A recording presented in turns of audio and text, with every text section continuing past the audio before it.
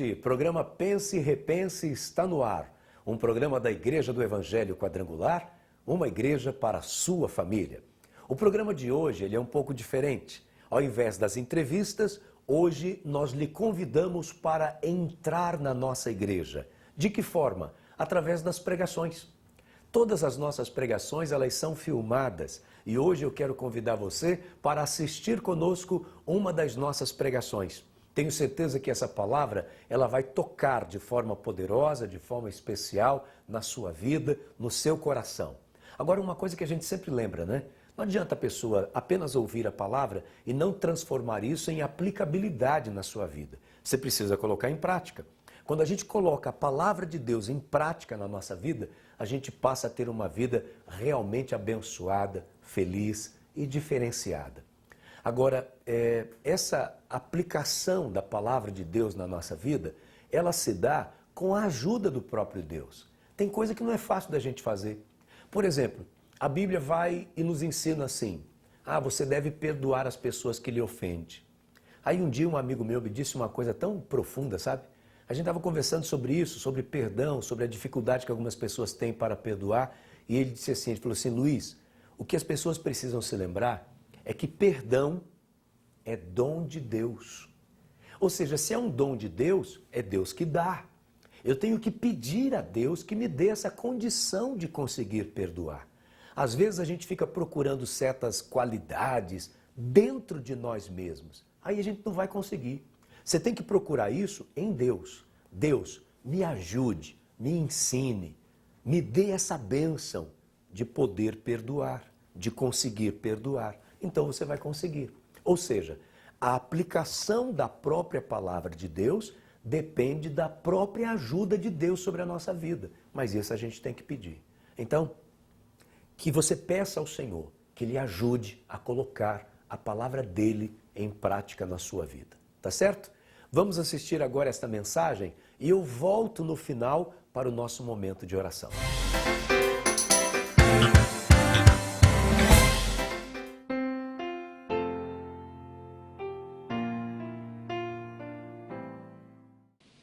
Naqueles dias, Ezequias ficou doente, à beira da morte. O profeta Isaías, filho de Amós, foi visitá-lo e lhe disse: assim diz o Senhor, ponha a casa em ordem, porque você vai morrer, você não se recuperará. Ezequias virou o rosto para a parede e orou ao Senhor: lembra-te, Senhor, de como tenho te servido, com fidelidade e com devoção sincera, e tenho feito o que tu aprovas. E Ezequias chorou amargamente.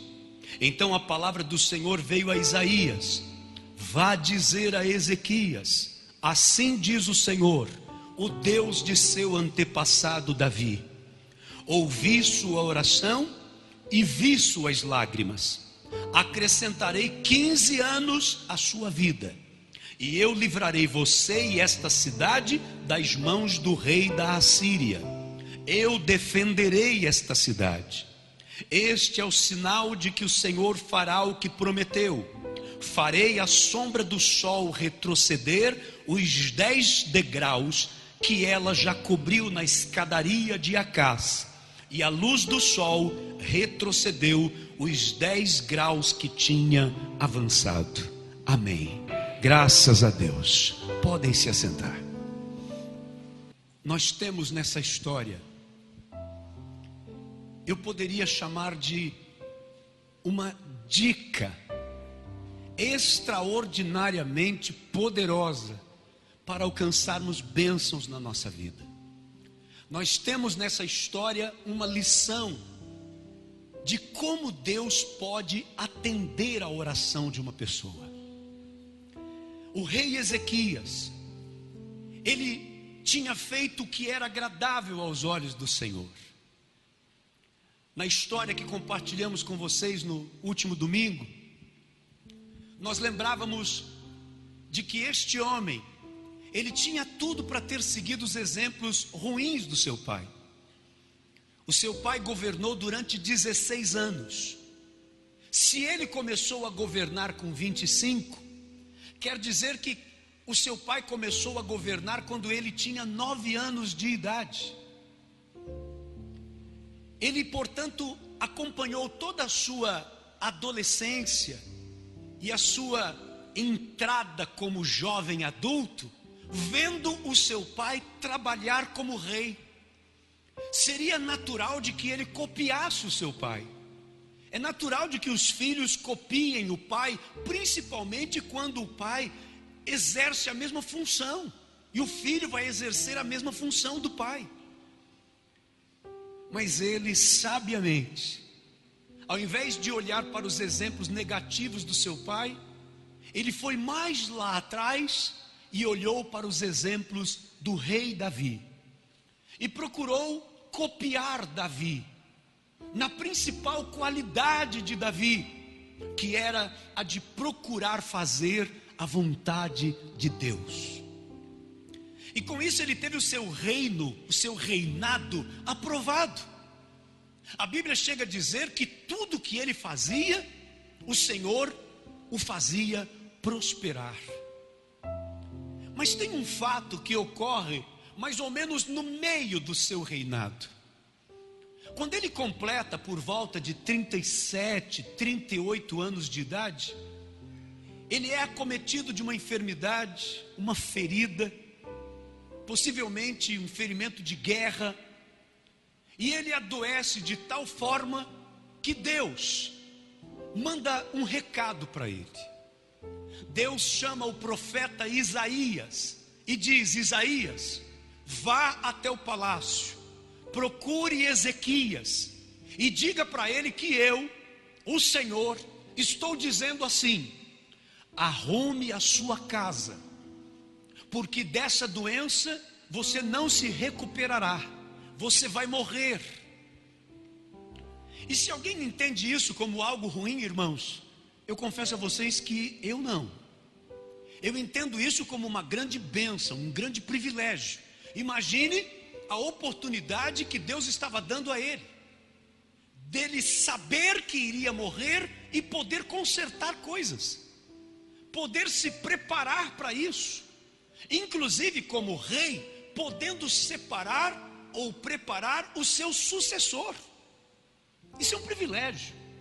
Me desculpe, mas eu não entendo isso como um problema, não. Imagine, saber o dia. Ó, te prepara, você vai morrer. Vindo isso da parte de Deus, eu entendo isso como um cuidado. Mas quando ele recebe esse recado, ele faz uma oração muito simples e direta. E aqui então a gente tem realmente o entendimento de que não é pelo muito falar que Deus atende, já que a Bíblia nos ensina exatamente isso. Não é no muito falar que Deus atende, mas na sinceridade das nossas palavras, quando essas palavras estão sendo jorradas a partir do nosso real, verdadeiro, sincero sentimento. E por isso ele faz uma oração muito curta, dizendo: lembra-te, Senhor, de como tenho te servido com fidelidade e com devoção sincera, e tenho feito o que tu aprovas. Você já parou para pensar? Dá para a gente contar nessa tradução quantas palavras teve na sua oração: 1, 2, 3, 4, 5, 6, 7, 8, 9, 10, 11, 12, 13, 14, 15, 16, 17 palavras teve a sua oração. Mas nesse momento ele traz uma lição extraordinária para nós. Nessa sua oração tão breve, primeiro ele mostra o tamanho da sua intimidade com Deus. Imagine que ele, mesmo sem desrespeitar o Senhor, sem faltar com o temor e com a reverência ao Senhor, ele contestou a decisão de Deus. Deus falou que ele ia morrer e ele discutiu com Deus, com respeito, com reverência, mas a sua intimidade lhe permitiu isso. Senhor, lembra-te de como eu sempre te servi com fidelidade, com devoção sincera, e que sempre procurei fazer a tua vontade. Interessante que ele fez essa oração virado para a parede, como diz a Bíblia, porque já que ele não podia sair do leito para encontrar um lugar reservado, ele quis ficar reservado olhando para a parede, quem sabe para que ninguém visse o rei chorando, porque a Bíblia diz que no final dessa oração ele chorou, olha o detalhe, amargamente. Deus é demais, gente. Deus é demais. Eu não sei que tipo de Deus pintaram para nós em outras épocas. Deus carrasco, Deus de mão pesada, um Deus de chicote, um Deus que expulsa todo mundo. Não, Deus é demais. Sendo Ele o maior líder do universo, pois Ele criou tudo que os nossos olhos podem contemplar. Ele poderia neste momento, talvez numa visão retrógrada de líder, ele poderia dizer assim: rapaz, você está contestando a minha palavra. Eu já não disse para você preparar a sua casa porque você vai morrer, e agora você fica me contestando, querendo dizer para eu me lembrar do que você fez ou deixou de fazer. Eu não me esqueço de nada. Talvez seria natural imaginarmos Deus respondendo mais ou menos assim. Mas sabe o que acontece? Deus aceita mudar de decisão. Olha o que é a intimidade de um homem com Deus. Deus aceitou mudar de decisão. Isaías já estava saindo do palácio e Deus volta a falar com Isaías: Isaías, volte. E aqui vem a lição poderosa, te prepara para isso. Volte e diga assim para Ezequias: ouvi a sua oração, vi as suas lágrimas. Você não morrerá agora. Eu vou acrescentar mais 15 anos de vida para você. E aquele que mais te persegue hoje, que é o rei da Síria, ameaçando o seu reinado, ameaçando o seu povo, você não vai precisar lutar com eles. Eu vou lutar, eu vou defender a cidade, vou dar a você vitória sobre o rei da Síria. E olha que Ezequias não pediu isso não. Aliás, Ezequias nem pediu tempo de vida, nada. Ele só falou: lembra-te, Senhor, que eu te servi com fidelidade, com devoção sincera, e sempre procurei fazer o que lhe agrada. Só isso. Então vem a lição. O que existe nessas atitudes de Ezequias a ponto de mudar a decisão de Deus? Irmãos, nós temos que saber isso. Isso é importante demais. Então vem a primeira lição, que é essa: ele apresentou suas razões ao Senhor. Ele teve o que argumentar. Ele teve o que conversar. Ele pode dizer: Senhor, lembra aí, sempre te servi. Nós estamos aqui nesta noite e temos também, cada um de nós, desejos, sonhos no nosso coração. Mas será que nós também poderíamos fazer a mesma oração que ele? Será que nós também teríamos o mesmo argumento de poder falar: Senhor, me abençoa, Pai, me dá essa graça que eu estou buscando, Senhor, porque eu tenho te servido com fidelidade? Podemos? Então nós temos que parar para pensar. Diante daquilo que nós viemos buscar nesta noite, da unção da vitória, diante disso que nós queremos receber do Senhor, eu lhe pergunto: temos como dialogar com Deus com todo respeito, com toda reverência, mas temos como argumentar? Será que eu posso dizer assim: oh meu Deus, abre para mim uma porta de emprego, Pai, eu estou desempregado, Senhor, me abençoa? E será que porventura Deus não poderia responder assim: mas meu filho, Você se lembra o último emprego que eu abri a porta para você? E que você me trocou por esse emprego? E que você deixou de me buscar e de me servir depois que você estava empregado? Você se lembra que foi exatamente por conta desse seu último emprego, meu filho, que você se juntou com um pessoal torto e começou a trazer problemas até para dentro da sua casa e para sua família? Você se lembra, meu filho, dessa tal saidinha às sextas-feiras no final do expediente, quando você esqueceu de mim e esqueceu da sua casa? E aí, como é que fica o argumento diante do Senhor? Ah, meu Deus, tira de mim essa doença, me cura dessa enfermidade. Meu filho, tá, eu vou levar em conta o que você está pedindo, mas quando você estava saudável, você usou sua saúde em algum momento para me adorar? Você usou a sua saúde em algum momento para estender a mão e ajudar uma outra pessoa que precisa? Qual é a nossa argumentação? A Bíblia nos conta a história de 10 homens leprosos. Meu Deus, viver como leproso naquela época era terrível. Primeiro, que era uma doença incurável.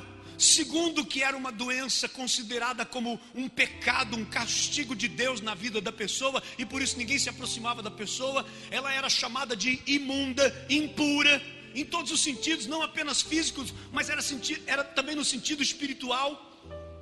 E essas pessoas não podiam viver junto da sua família, não podiam viver em sociedade, viviam isoladas em grupos. Em alguns lugares elas viviam em vales, e as famílias chegavam lá no alto da montanha e desciam um cesto com alimento para eles comerem. Lá embaixo eles pegavam o alimento e nem o cesto era devolvido, porque o cesto era considerado imundo e agora tinha que ser queimado. E a família não podia ter contato com eles. Essa era a vida de um leproso naquela época. Em algumas regiões eles eram obrigados a andar com um sino pendurado no pescoço, porque quando alguém ouvia o barulho daquele sino, desviava de caminho para não passar por perto de uma pessoa leprosa. Em outras regiões não tinha o sino no pescoço, mas o próprio leproso era obrigado a ficar gritando assim, ó, impuro, impuro, para que as pessoas soubessem que ele era um leproso e não passassem por perto dele. E se ele entrasse na cidade, as pessoas tinham autorização para apedrejá-los, porque eles não podiam entrar na cidade. Essa era a condição dos leprosos. Por isso a Bíblia diz que Jesus ia passando numa certa distância, e os leprosos, 10 homens leprosos, começaram a gritar: Jesus, tem misericórdia, salva-nos, cura-nos. Jesus, de longe, nem orou. Ele disse assim: vão e se apresentem ao sacerdote. Apresentar-se ao sacerdote significava ir à igreja para oferecer uma oferta a Deus por um milagre que tinha sido alcançado. Então, quando mandou que eles fossem, é porque já estava declarando que eles seriam curados. E é lindo, lindo, gente, quando a Bíblia diz assim, ó, eu fico imaginando esta cena, porque a Bíblia diz assim: e indo eles ficaram limpos. Quer dizer, no movimento, na obediência, na ação de obediência, o milagre foi acontecendo. Você imagine um olhando para o outro e falando: nossa, a pele está ficando limpa, a sua também, olha a sua, olha a sua. Os 10 homens ficaram completamente curados. E quando eles se percebem curados, um deles diz assim: eu vou voltar para agradecer este homem que nos curou, eu vou voltar para adorar. E ele voltou. E quando ele volta, se ajoelha aos pés de Jesus e adora Jesus, Jesus diz assim: não foram 10 os curados? Onde estão os outros 9? Somente um voltou para dar glória a Deus? E este que voltou recebe a maior de todas as bênçãos, porque Jesus diz: vá em paz, a tua fé te salvou. Ele recebeu a bênção da salvação. Aí eu questiono com você. Vamos imaginar, Deus nos deu a mente para a gente usar. Vamos imaginar estes 9 homens que foram curados milagrosamente. Uma outra ocasião na vida, eles precisam novamente de um milagre. Vamos imaginar que Jesus está passando ali por perto e eles gritam de novo: ô Jesus, Manda uma bênção aqui, Senhor, que eu estou precisando. E Jesus, que sabe de todas as coisas, talvez diria: mas não são vocês os 9 que eu já curei da lepra e que não voltaram para agradecer e que agora estão precisando de novo de uma bênção? Você entende o que eu estou querendo te dizer? Que argumento eles teriam? Sim, Senhor, somos nós, mas é que a gente estava com pressa, não deu para voltar, não tivemos tempo. Você entende? Meu irmão, hoje você quer uma bênção para a sua vida, como eu quero também. Mas quais são os nossos argumentos? Irmãos, eu levo isso tão a sério. 32 anos que eu prego a palavra de Deus, eu nunca pedi para ir para um lugar ou outro. Deus me manda. Há 20 anos me trouxe para cá, mas eu não pedi para vir para cá. A minha vinda para cá era mais ou menos assim, só para você ter uma ideia como que é a vida de pastor. Ou eu vinha para cá, ou eu ia para Portugal, para abrir a obra quadrangular em Portugal. O presidente da igreja pediu que eu orasse, porque uma dessas duas coisas iria acontecer, dependendo de uma outra circunstância. Pois bem, aí tudo aconteceu para que eu viesse para cá. Você imagina? Ou Sergipe ou Portugal. Ou seja, ou Nordeste ou um outro país. E você sabe que é aí que está o meu trunfo. Porque toda vez que eu posso estar passando um aperreio, eu posso dizer para o Senhor: eu atendi o teu chamado, meu Pai. Eu não vim aqui porque eu pedi. Eu estou aqui porque o Senhor me mandou para cá. Me ajuda, Senhor. Cuida de mim. Me abençoa, Senhor. Então eu tenho alguma coisa para falar com Ele. Eu tenho um argumento para usar. Eu não estou aqui porque eu pedi. Foi o Senhor que me mandou, então o Senhor cuida de mim. Você entende a importância de nós termos o que dialogar com Deus? O que conversar com Ele? Você entende? Quais são as nossas razões para ser apresentadas? Agora escute. Não confunda o que eu estou dizendo com a gente buscar merecimento. Porque merecimento a gente não tem, gente. Não tem o que você faça que seja suficiente para merecer as coisas de Deus. Eu vou ser muito sincero com você. Se for por merecimento, nós não poderíamos estar num lugar que a gente chama de igreja, que é chamado de lugar santo. Eu não poderia estar em cima de um altar se fosse por merecimento. Eu não mereço estar aqui. Então a questão não é merecimento, a questão é coerência. Quando eu estou falando das atitudes que me servem como argumentos diante do Senhor, é porque eu tenho que estar pedindo algo para Deus que combine com as minhas atitudes. Eu não posso pedir para Deus me abençoar e eu mesmo estou andando distante do próprio Deus da bênção. Eu não posso pedir para Deus cuidar de mim se eu mesmo estou estragando com a minha vida. Isso é incoerente. Eu tenho que mostrar para Deus que aquilo que eu estou pedindo combina com aquilo que eu já estou fazendo. Já combina com as minhas ações. Eu já tenho mudado coisas na minha vida. Então esse é o meu argumento. E se você, depois de observar todos os argumentos que você tem e considerar que são poucos, e me desculpe adiantar, mas vou lhe dizer, são poucos. Quando você parar para pensar e achar que você fez muito, não fez.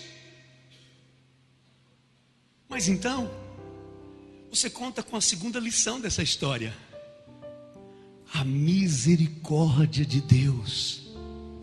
Porque foi por isso que Ezequias foi abençoado, por esses dois motivos. Você prestou atenção na resposta que Deus deu? Diga a Isaías, diga para Ezequias, olha só, ouvi a sua oração. Ou seja, ouvi suas razões, porque a oração dele foi só razão.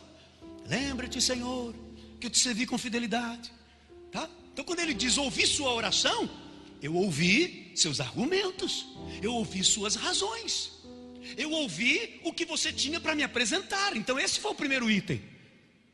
Aí depois Deus diz assim, ó: e vi as suas lágrimas. Aí a misericórdia.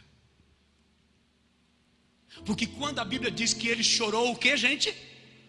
amargamente. Então esse era o momento dele demonstrar, declarar sua fragilidade, sua fraqueza, na verdade, sua miséria interior. Porque a misericórdia é um sentimento de compaixão que se manifesta no reconhecimento da miséria do outro. Então, quando Deus viu aquelas lágrimas, viu a sinceridade daquele homem, viu a pequenez dele, viu naquele momento a angústia, a amargura dele, e Deus falou: eu tenho que fazer alguma coisa por ele. Vou te dar mais 15 anos de vida. Misericórdia.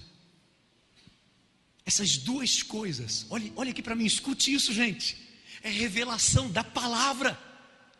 Essas duas coisas é que atraem a bênção de Deus sobre a nossa vida, a ponto de Deus mudar de ideia de alguma coisa que Ele ia fazer. A razão e a misericórdia. Foi ele ter conseguido apresentar alguma coisa para o Senhor, mas também rasgou seu coração, mostrando sua fraqueza, sua fragilidade. Um rei chorando amargamente, virado para o canto da parede. Isso mexeu com o coração de Deus. Mostre coerência para Deus. Nosso Deus é um Deus coerente. Nosso Deus é um Deus de bom senso. Mostre coerência. Mostre para Ele que aquilo que você está pedindo é algo pelo que você de fato está trabalhando e lutando para ter, para receber. Depois, conte com a misericórdia do Senhor. Peça para Ele olhar sua fragilidade. Não tenha medo de chorar na presença de Deus. Eu quero confessar a vocês que há muito tempo atrás no meu ministério, às vezes quando eu estava pregando, me dava uma vontade de chorar no meio da pregação. Às vezes eu estava orando e me dava uma vontade de chorar, e eu segurava, porque bestamente eu achava que isso poderia significar fraqueza diante do povo da igreja, e poderiam não me entender. E um dia eu mesmo preguei, e no meio da minha mensagem eu vi que eu estava pregando para mim. Eu estava dizendo que Jesus, sendo Jesus, o Filho do Altíssimo, sabendo que um milagre iria acontecer, Ele não teve vergonha de chorar diante de todos pela morte do seu amigo Lázaro. E enquanto eu pregava, ao mesmo tempo que eu pregava, veio a palavra ao meu coração: se Jesus não teve vergonha de chorar diante dos outros, quem é você para se achar mais forte do que Jesus? Então, quando dá vontade, eu choro na presença do meu Deus. E é gostoso demais. É gostoso demais chorar na presença de Deus. Porque Ele sabe do que eu sou feito. Ele sabe a minha estrutura. E é bom que Ele saiba. Porque quanto mais Deus tem conhecimento da minha fragilidade, mais Ele sabe o quanto preciso da misericórdia dEle sobre a minha vida. Então, meu irmão, apresente para Deus hoje suas razões e conte com a misericórdia do Senhor sobre a sua vida.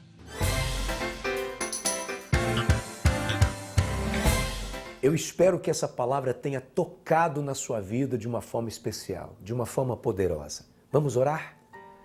Senhor, eu te peço em nome de Jesus, que a palavra que os teus filhos acabam de ouvir possa de verdade fazer a diferença em suas vidas, fazer a diferença em seus corações. Que coisas lindas dos céus, como só o Senhor pode e sabe fazer na nossa vida, comece a acontecer agora na vida de cada uma dessas pessoas. Que sejam tocadas por Ti. Também uso esse momento, Pai, para lhe pedir por milagres. Que aconteçam milagres de cura, de libertação, de prosperidade na vida de cada uma das pessoas que neste momento estão orando com fé junto comigo. Que possam sentir a Tua presença, sentir que realmente estão sendo guardadas e protegidas por Ti. É o que eu te peço, para a honra e para a glória do Teu nome. Amém e amém, Jesus. Forte abraço a todos vocês. Estaremos juntos na próxima oportunidade, se Deus disser que sim. Tchau.